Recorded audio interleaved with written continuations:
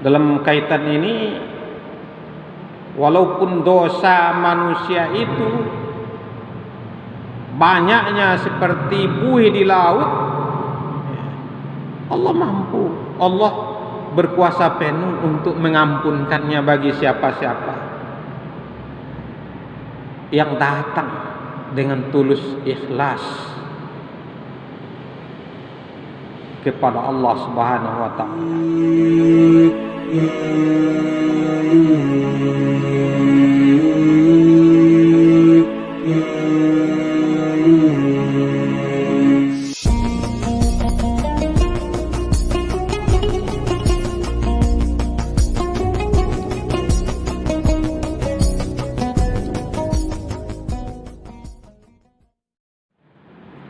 Dalam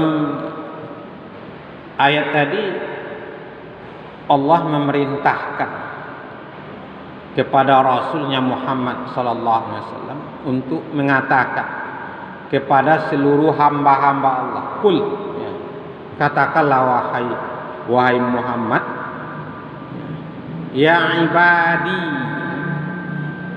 ya pakai ya mutakallim, "wahai hamba-hambaku." Hamba-hamba yang mana?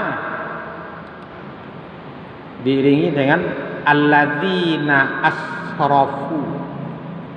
Ya, kata asrafu itu Syekh Al-Marawi di dalam tafsirnya yang lebih dikenal dengan tafsir Al-Marawi, nama asli dari Al-Marawi ini itu Ahmad bin Mustafa Al-Marawi.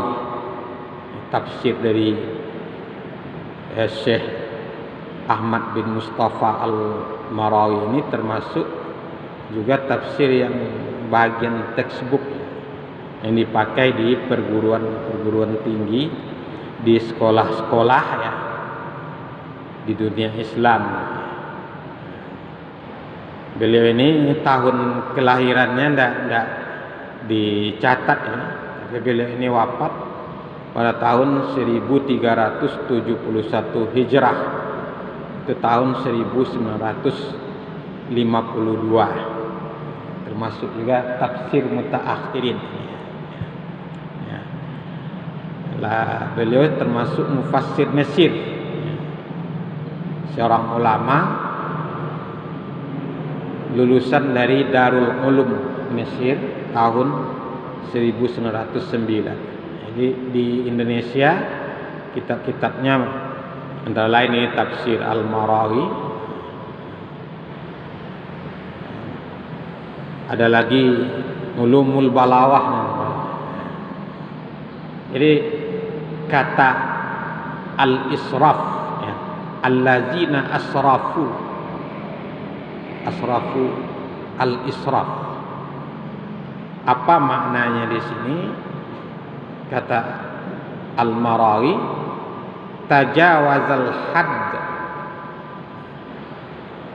melampaui batas, fi kulli ma yaf'aluhul mar'u, dalam setiap apapun yang dikerjakan oleh seseorang. Itu namanya asrafu, melampaui batas, berlebih-lebihan. Wa kasratu isti'malihi fi infaqil mali wa tabzirihi. Biasanya banyak dipergunakan kata israf ini, kata israf ya, melampaui batas, yaitu di dalam membelanjakan harta dan mubazir. Jadi uang dihambur-hamburkan, harta dihambur-hamburkan, itu israf, mubazir. Wal muradu huna, yang dimaksud di dalam ayat ini kata Syekh Al-Marawi, al-ifratu fil ma'ashi, berlebih-lebihan di dalam melakukan perbuatan maksiat. Habis umurnya buat maksiat ya Pak.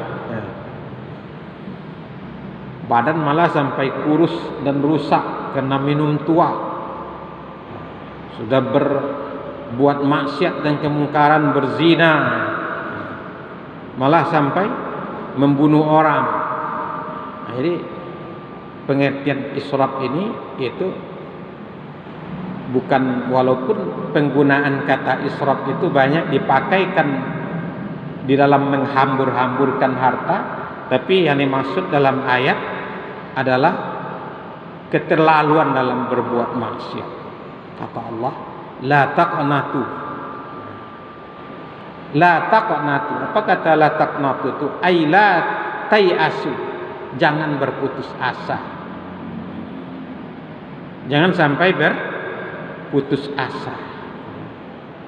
Mir rahmatillah, dari rahmat Allah. Walaupun sudah keterlaluan begitu, ya, sehingga kata iblis, kamu ini tanggung-tanggung basah nih, mandi sekalian sampai mati gitu.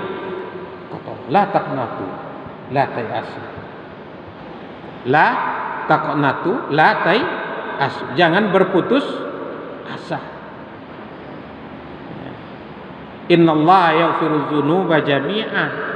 Karena sesungguhnya Allah mengampunkan semua dosa-dosa kalau terpenuhi syarat rukunnya dengan bertobat kepada Allah. Dalam kaitan ini, walaupun dosa manusia itu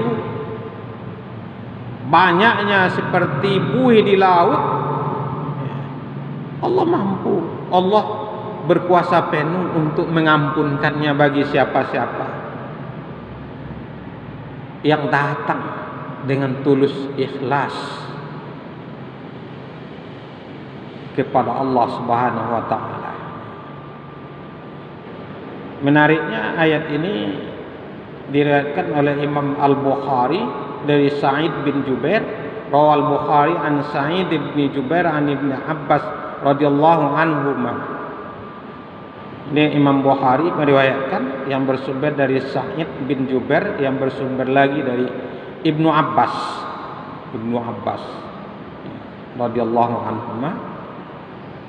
Anna nasan min ahli syirki kanu qad qatalu. Manusia dari ahli syirik dahulunya mereka itu telah membunuh orang, melakukan pembunuhan. Wazanau, mereka juga berzina, membunuh orang, berzina pula. Wazanau, fa'aksaru, bertambah-tambah banyak dosa mereka itu. Antara lain, kalau saya tidak salah, ini juga kaitannya dengan orang yang membunuh manusia yang dicintai oleh Rasulullah, itu Hamzah. Wahsy kan membunuh Hamzah, termasuk juga ahli-ahli syirik yang lain. Fa'atau Muhammadan sallallahu alaihi wasallam, lantas mereka ahli syirik yang telah banyak membunuh orang, berzina pula, bertambah-tambah pula maksiatnya, mereka mendatangi Muhammad sallallahu alaihi wasallam. Faqalu, lantas mereka berkata, innalladzi taqulu wa tad'u ilaihi, sesungguhnya Tuhan yang engkau perkatakan itu, wahai Muhammad, Tuhan tempat kamu sekalian itu berdoa kepadanya lah Hasan.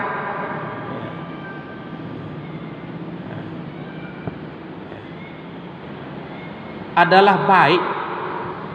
Tuhan yang kamu perbincangkan dan kamu berdoa kepadanya itu adalah baik. Lau tukhbirana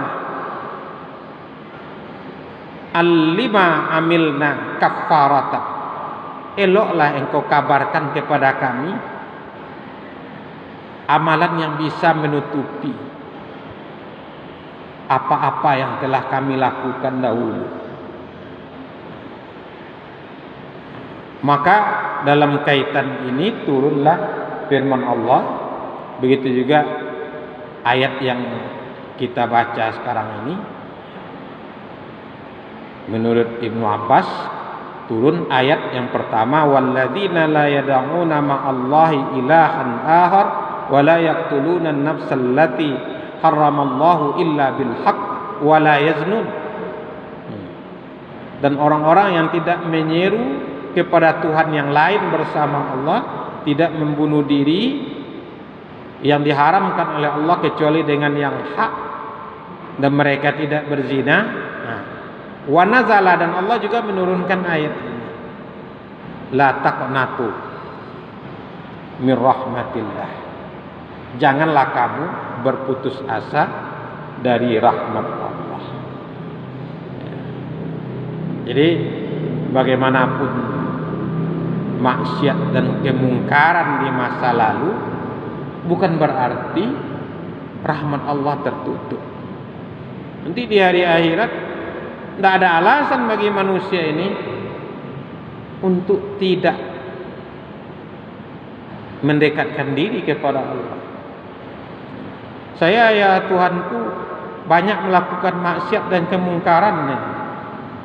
Kenapa dimasukkan ke dalam neraka ini? Karena saya ini tidak ada jalan lagi untuk kembali, katanya. Tidak ada itu. Ayat ini menolak. Siapa saja orangnya, selagi hayat di kandung badan, sebelum datang masa warwara, nyawa di kerongkongan, tidak tertutup bagi dia pintu rahmat dan ampunan dari Allah Subhanahu wa taala. Insyaallah nanti